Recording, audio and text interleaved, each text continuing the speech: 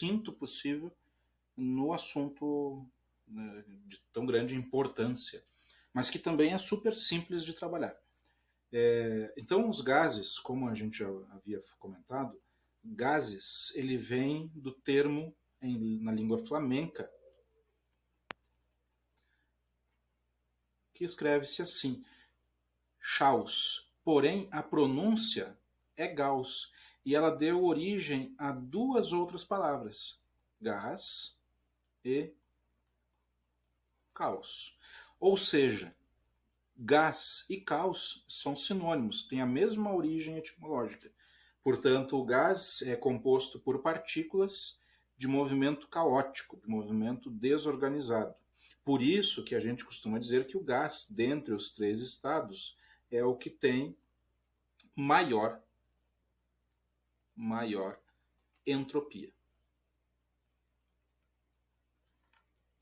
Ok? O que poderíamos falar sobre gases? Os gases, eles são, como eu falei ali, é um estado físico que tem partículas desorganizadas e que em qualquer temperatura, acima do zero absoluto, elas têm uma movimentação.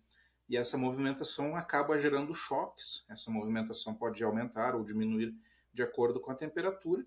E esses componentes, essas moléculas, elas estariam presas em um recipiente. Portanto, desse comentário que eu fiz, a gente consegue extrair três grandezas: a pressão, o volume e a temperatura.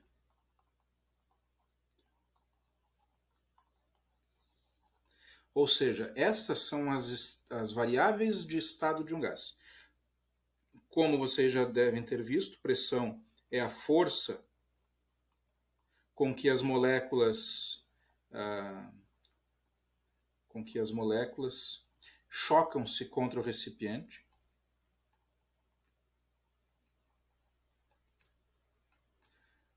Chocam-se.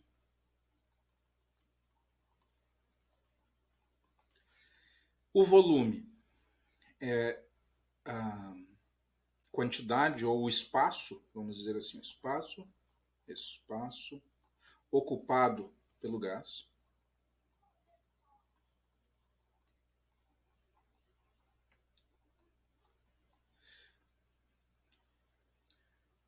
Que depende do recipiente.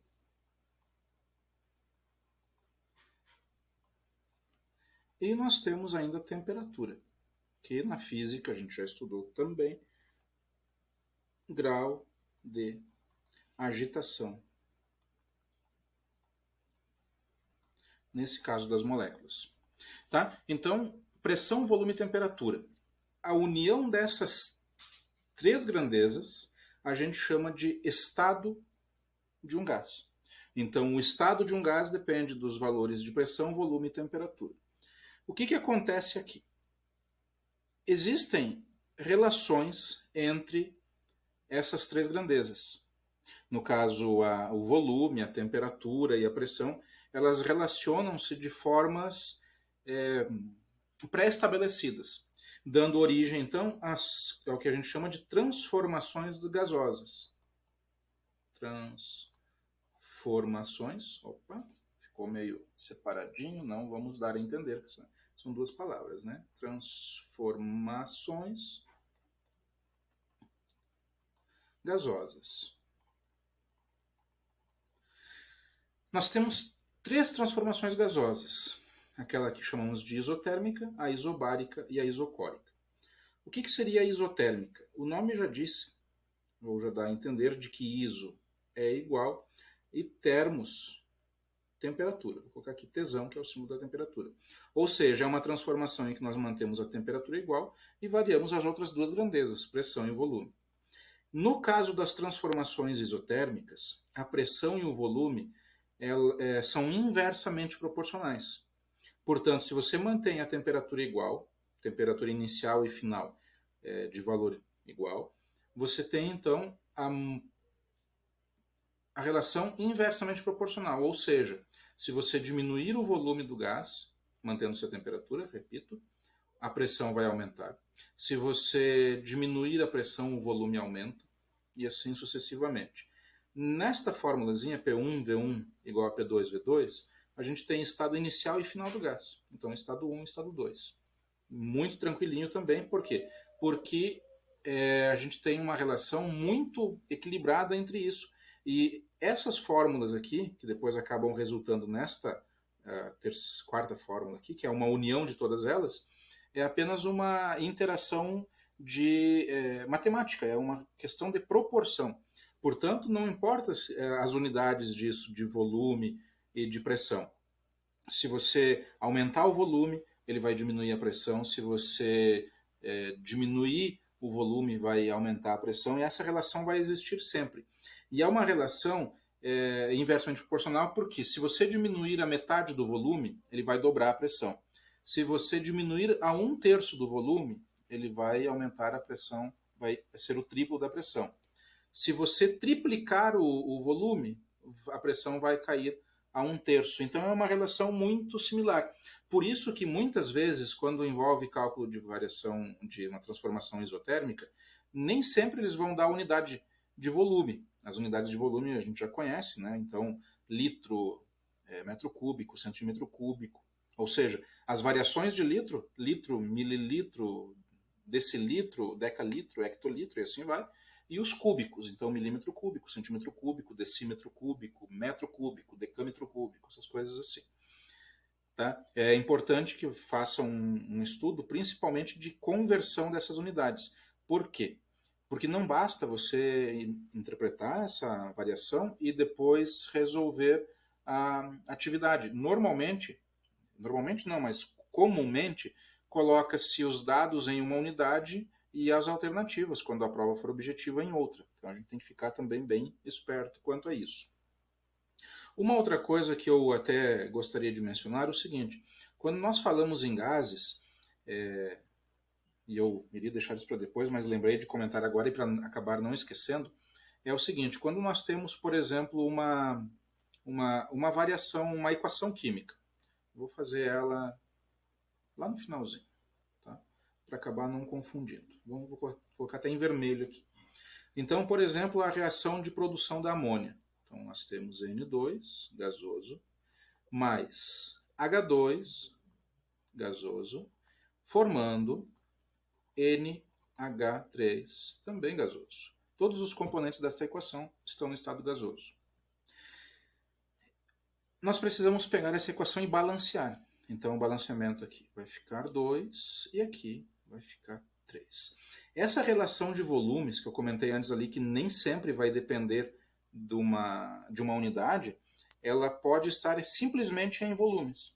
Os volumes gasosos, a lei dos volumes gasosos. Então, nós temos, por exemplo, aqui uma relação de um volume para 3 volumes, formando, então, 2 volumes. Quando vocês encontrarem isso, não se preocupem, ai meu Deus, e agora? Qual é a unidade que eu utilizo? Não importa. Você pode ter uma relação de 1 litro para 3 litros, formando 2 litros.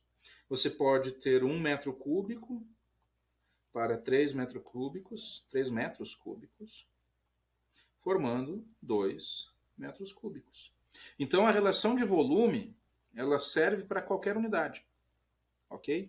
A única dica que eu dou, e é uma dica do Pinto bastante importante, é a seguinte: temperatura.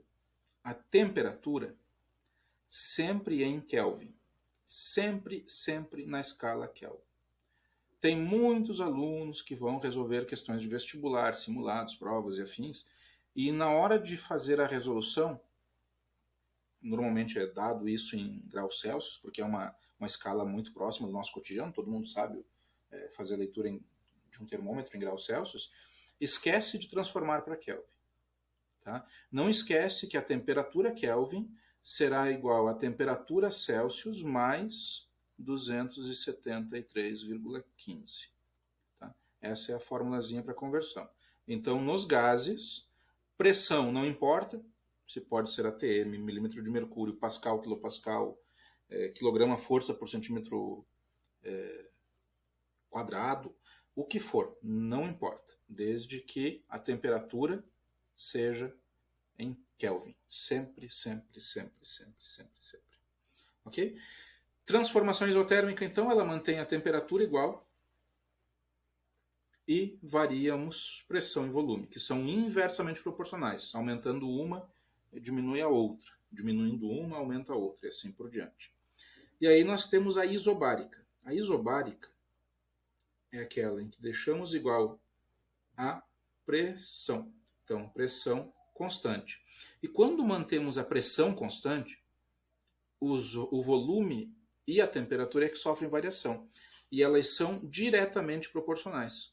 Se você quiser manter a pressão, se você mantiver a pressão de uma quantidade de gás, e você aumentar a temperatura dele, automaticamente aumenta o volume. Se diminuir a temperatura dele, diminui o volume.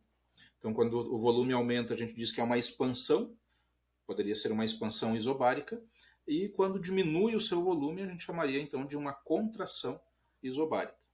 Ok?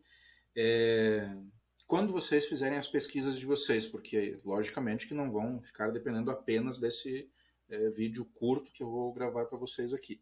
Mas vamos fazer as pesquisas ao redor. Vai aparecer lá a parte do êmbolo móvel, êmbolo fixo, coisas assim, de acordo com as transformações. E aí nós temos a isocórica, mantemos igual. Bom, já foi a temperatura, já foi a pressão, só falta aqui então o volume. Então a transformação isocórica mantém igual o volume.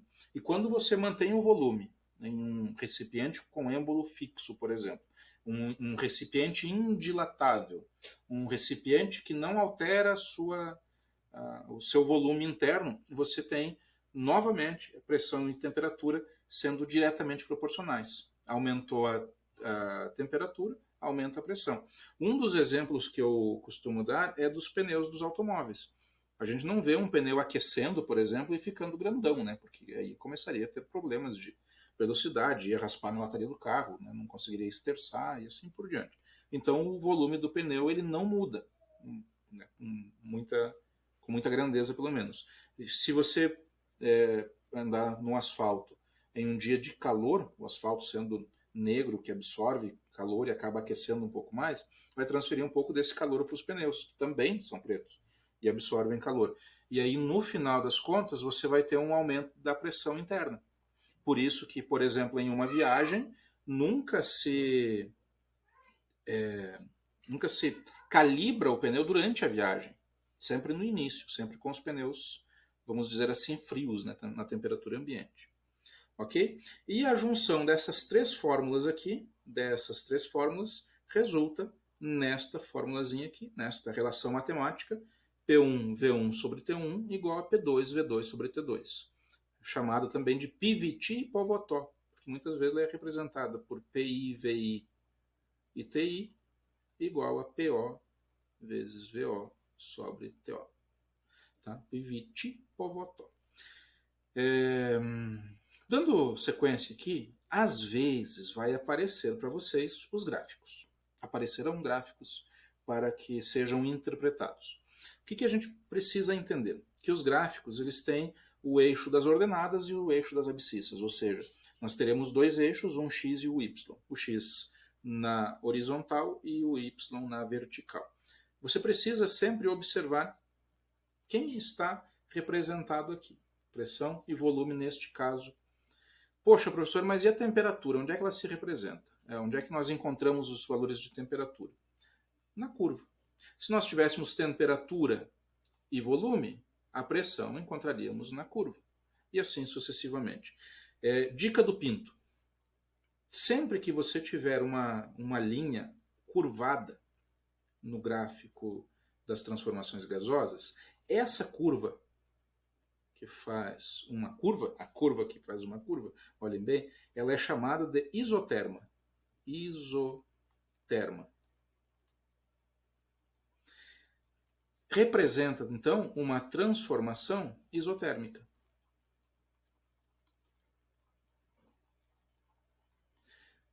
Dica do Pinto. A única curva que não é reta, vamos dizer assim, o único trecho de um gráfico que tem uma curva, é da transformação isotérmica. Nenhuma outra transformação sofre variação que, ao ser colocada em um gráfico, resulte em uma curva. Sempre serão retas nas outras duas transformações. Então, por exemplo, aqui nós temos 3 estados, A, B e C. Do A para o B, veja que ela tá, a flechinha está descendo. Nós encontramos aqui o volume 1. Então perceba que da A para B não sofreu variação de volume, porque pensem, o volume aumenta nesse sentido aqui, não é? Como em A ele tem um certo valor, um valor X, por exemplo, e B tem o mesmo valor X, significa que entre A e B representa uma transformação isocórica. Ok? Por quê? Porque não varia o volume. Então, mantém o volume igual, mantém o volume constante, transformação isocórica. Entre B e C. Poxa, entre B e C, veja, nós temos aqui uma transformação em que a pressão se mantém igual. Então, nós temos um estado B, em que a pressão é P1, sei lá, vamos dar um valor de Y, e C, ela está na mesma altura. Então, o valor permanece sendo Y. Se você tem, nesse caso aqui, uma transformação gasosa em que a pressão não vai sofrer modificação, o trecho B até C é uma transformação isobárica. Tá? A gente diria até, porque como muda o volume? Ó, aqui no B, volume 1, no C, volume 2. Nesse caso aqui, o volume aumenta. Então, é uma expansão isobárica. E do C para o A, poxa, tem uma curva, não é uma linha reta, é uma curva. Percebam, então, que só pode ser uma transformação isotérmica. Tá? Isso eu peguei esse gráfico aqui, porque ele junta as 3 transformações, e nós temos, então, uma dica, que é a dica do Pinto Special Edition, que é a única trecho de gráfico de transformações gasosas, que é uma curva, é da transformação isotérmica, não precisa nem pensar muito. E aí, claro, os valores disso você poderia trabalhar com a área do triângulo aqui, a área sei lá, do retângulo. Não importa, desde que você lembre daquela formulazinha do estado inicial e final. P1 vezes V1 sobre T1 igual a pressão 2 vezes volume 2 sobre T2. Beleza, professor. E aí, ok, fui ler a questão e ele fala na massa do gás. Ele tem lá 10 gramas, por exemplo, de gás hidrogênio. E o que eu faço agora? Porque na fórmula, em nenhum momento ele fala de massa. O que eu faço da minha vida? É para isso que nós temos, então, a equação de Clapeyron. Clapeyron. Super famosa. Por você nunca rezei tanto. PV igual nRT. Essa fórmula aqui é uma fórmula coringa, é uma fórmula muito utilizada, é uma fórmula que realmente, gente, vocês verão muito na vida de vocês. Por quê? Porque nessa fórmula você tem a pressão, você tem o volume, não necessariamente é uma transformação gasosa, poderia ser apenas o estado do gás, o estado X, por isso que ela é chamada de equação de estado dos gases ideais, equação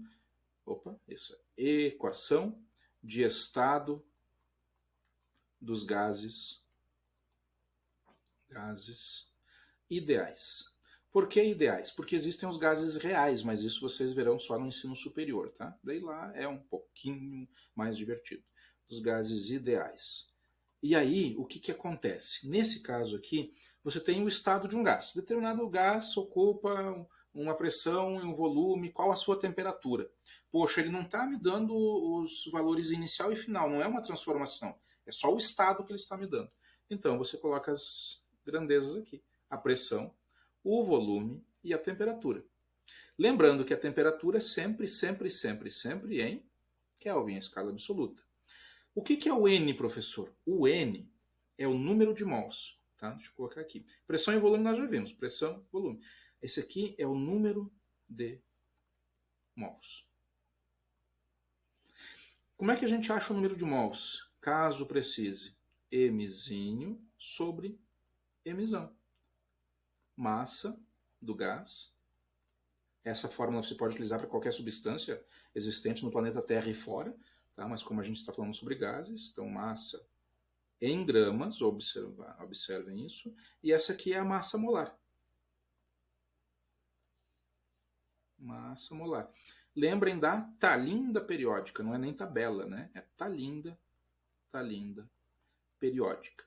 Como a gente não tem a obrigação de decorar a talinda periódica, normalmente isso é fornecido nas questões, tá? Beleza, então a talinda periódica, massa molar, lembrem que a massa molar sempre em gramas por mol. E aí o que acontece? E esse R, professor? O R, até eu vou destacar ele, agora vamos fazer em azul aqui, vamos fazer um monte de riscos. Vou fazer aqui. Esse aqui é a constante dos gases ideais. Constante dos gases ideais. Poxa, professor, e como é que eu vou saber essa constante? Eu tenho que decorar? 98% dos vestibulares fornecem esse valor. Lá nos dados, né? Você pegou o resultado, tem lá uma questãozinha, tem gases, e ele, se precisar de Clapeyron, ele vai colocar lá dados. Constante dos gases ideais, ou simplesmente R, igual a tanto. Ela depende de quê? Depende da unidade de pressão.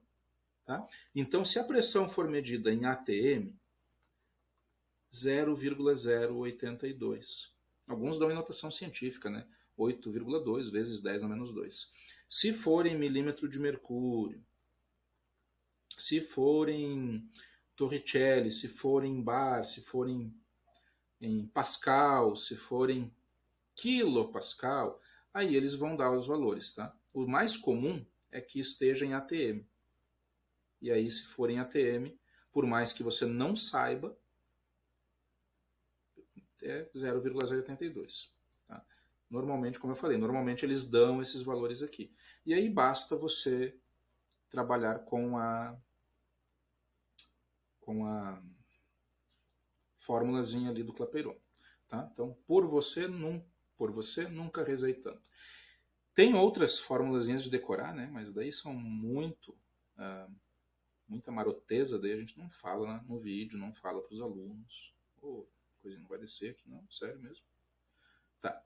E aí é o seguinte, dito isso, nós temos muitas variações das questões gasosas. Por exemplo, a gente pode pegar a pressão parcial.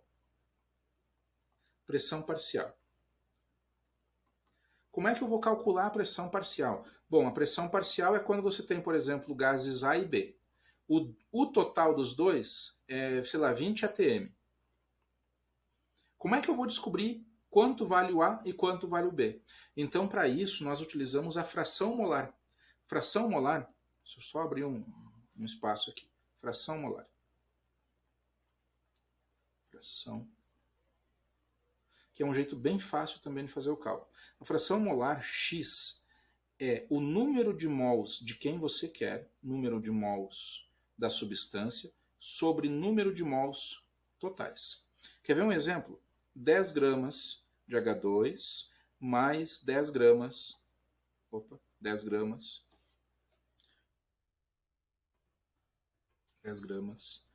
de N2. Como é que eu vou saber a fração molar de cada um? É o cara sobre todos. Número de mols. Poxa, como é que eu descubro desse abençoado aqui? Então vamos lá. N igual a massa, 10, sobre a massa molar do H2. Massa molar é 2. Então N do H2 é igual a 10 divididos por 2, 5. Do N2 vai ficar 10 sobre a massa molar dele, dá 14, 28. 28. Agora vamos para a calculadora, porque eu... Tá, então vamos lá. O meu filho, 10 dividido por 28. 0,36, vamos arredondar. Tá? Então, o N aqui, 0,36. O que acontece? Como é que eu vou calcular, por exemplo, a fração molar do gás hidrogênio? Então vai ser o N do hidrogênio, H2, sobre número de mols totais. Número de mols totais, soma os dois aqui. Então vai dar 5,36. O que eu vou fazer? Opa, que horrível. Então vai ficar 5 sobre 5,36. Então a fração molar do gás hidrogênio, vamos lá, calculadorinha, 5 divididos por 5,36, nós temos 0,93. Então, essa é a fração molar do 0,93. Ah, mas e do outro? Eu preciso fazer a conta toda? Não, a fração molar tem que somar 1. Então, se a fração molar do H2 deu 0,93, do N2 vai dar 0,07. Isso mesmo, parabéns. E aí a gente faz essa continha para quê? Para saber a fração, a pressão parcial. Então, a pressão parcial, por exemplo, a pressão parcial será igual à pressão total vezes x de quem você quer, o x que você descobre dessa forma aqui. Não me detive muito aqui na fração molar, porque isso pertence a uma outra matéria chamada concentração de soluções, ou concentrações em geral. Tá? Então, total. E aí, se nós tivéssemos, essa é a pressão parcial, e se nós tivéssemos volume parcial? Ah, eu tenho 10 litros e tantos mol de um e tantos mol de outro. A gente sabe que existe uma relação. Então, volume parcial vai ser volume parcial igual a volume, parece um 1, mas é um V, tá, gente? Eu juro que eu tentei. Volume total vezes o X, da mesma forma que você calcula ali. Professor, e tem temperatura parcial? Não. Não, porque dois gases contidos no mesmo recipiente automaticamente têm a mesma temperatura, equilíbrio térmico, tá? E aí vem mais uma dica do Pinto, que é quando você tiver que calcular a densidade, tá?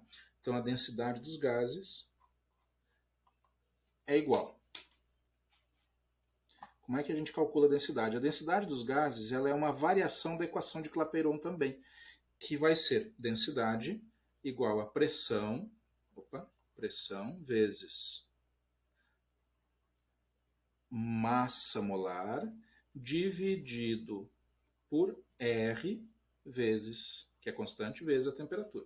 Então essa aqui é a fórmula que a gente utiliza para cálculo da densidade absoluta dos gases. Para que a gente utiliza isso? Quando estiver dando exemplo, por exemplo, sei lá, do oxigênio, que na área, região litorânea, tem maior concentração de oxigênio e já lá no alto de uma montanha tem menor concentração de oxigênio. Isso vai alterar, então, a densidade absoluta desses gases. Ok? Por isso que o balão de hélio sobe, uma série de coisas, tá? Lembrem que aquilo que é mais denso fica abaixo, o que é menos denso fica acima. Então, vai envolver nisso ali. Então, essa aqui é a fórmula para densidade absoluta dos gases. Tá? E uma outra dica que eu quero dar é a seguinte. Existem, quando você vai estudar união de recipientes, por exemplo, você tem lá um recipiente A. Um recipiente A. E você une ele a um recipiente B. Tá, agora deixa eu fazer isso aqui. Aqui, beleza. Agora a gente apaga aqui o meio. Tentei apagar só o meio, ele vai fugir o gás ali pelo meu apagamento. E aí, imagina o seguinte, você tem uma situação em que você tem dois recipientes, o recipiente A e o recipiente B. Poxa, professor, aqui tem um certo volume, tem um certo volume e uma certa pressão. Não sei quantos são. E você tem aqui na situação B outro volume e outra pressão. Eles vão dar os valores, tá? 1 e 2, 5 e 10, não importa. O que eu quero é o seguinte, é só que vocês pensem que, quando vocês forem estudar mais sobre os gases, existem outras fórmulas de resolver isso aqui. Aí ele vai dizer que o recipiente A, de volume tal e pressão tal, está unido a um recipiente secundário de pressão X e volume X, por exemplo. Quando a válvula, normalmente isso aqui vai estar separado por uma válvula. Quando a válvula é aberta, os gases acabam se unindo, portanto, a pressão final será quanto? Gente, existem, como eu falei ali, diversas formas de resolver isso. Sempre que vocês tiverem união de recipientes, seja um, dois, vamos imaginar que você tem aqui um terceiro, aqui, aí você tem lá um quarto, todos eles interligados entre si. Então tem um recipiente aqui, ligado com outro aqui. Não importa quantos são. Você sempre vai fazer a seguinte relação: